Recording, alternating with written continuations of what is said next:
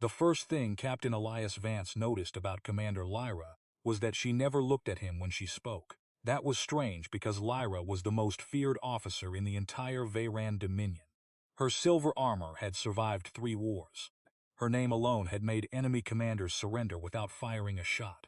She had personally destroyed a pirate fleet that had occupied 6 human colonies. Yet now, standing inside the observation chamber of the human cruiser, resolute, she looked less like a warrior and more like someone waiting for a sentence. Beyond the glass, stars stretched across the darkness. Lyra finally whispered, "You should send me away."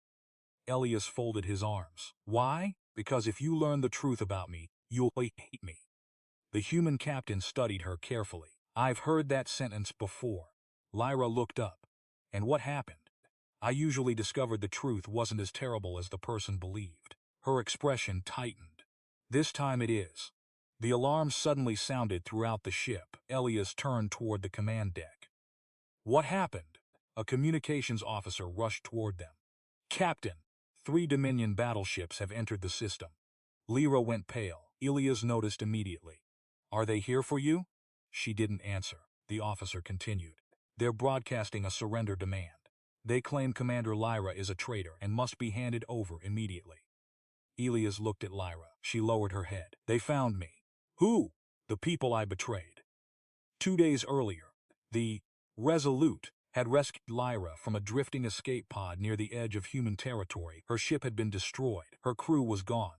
She had been wounded, exhausted, and barely alive. The human medical team had repaired the damage, but Lyra had refused to answer questions about what happened.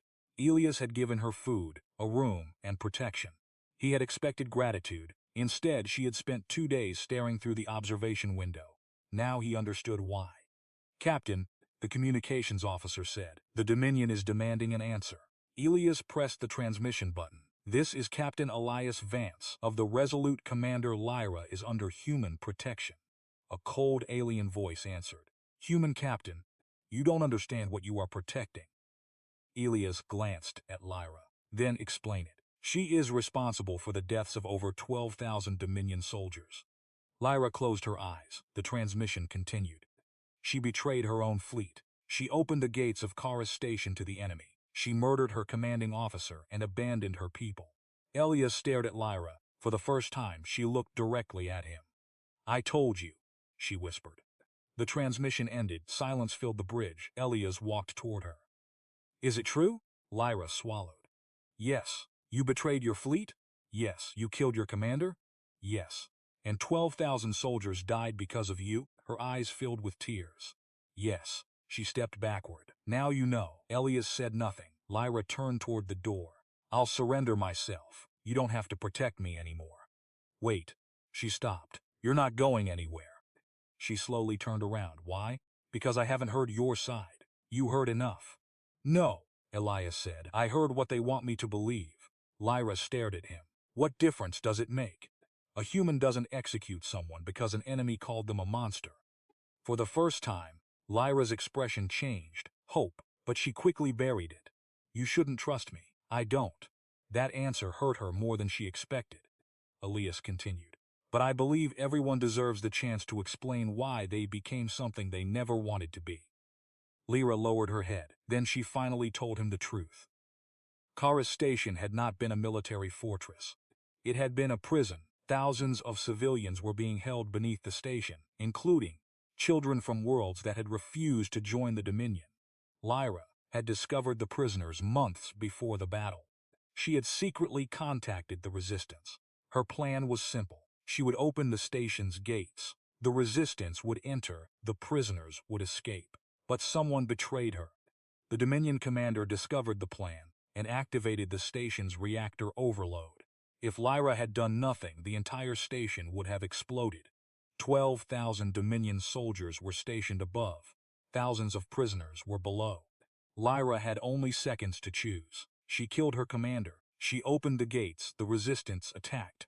The station survived. But the Dominion soldiers caught in the battle suffered enormous casualties. Lyra became a traitor.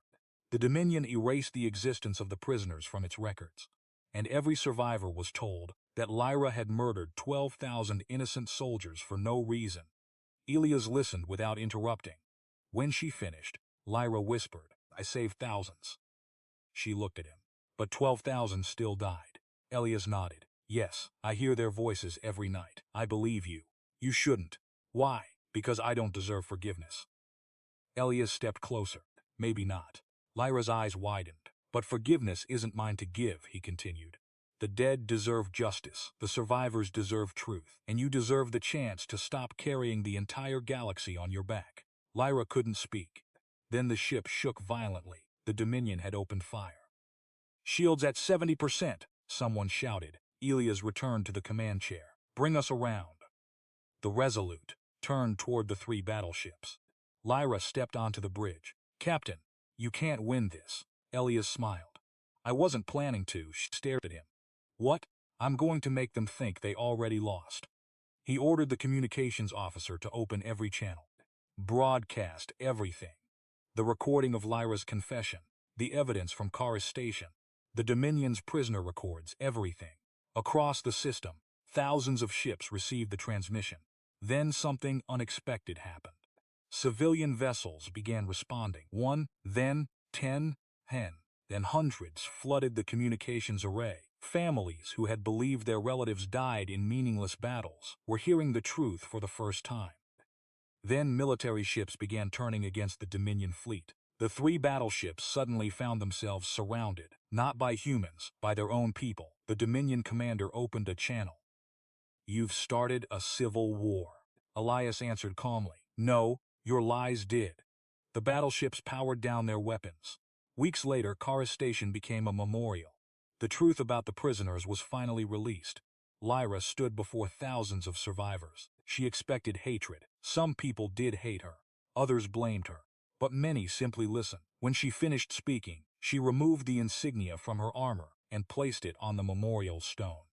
"I cannot bring back the dead," she said, "but I will spend the rest of my life making sure their deaths are never turned into another lie." Elias stood at the edge of the crowd. Lyra approached him afterward. "You should have hated me." He smiled.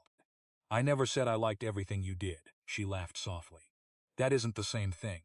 "No." He looked toward the memorial. "You made a terrible choice in an impossible situation." Lyra looked down. "And you still stayed." Elias nodded. "Humans have a strange habit." "What habit?" "We don't always judge people by the worst thing they've ever done."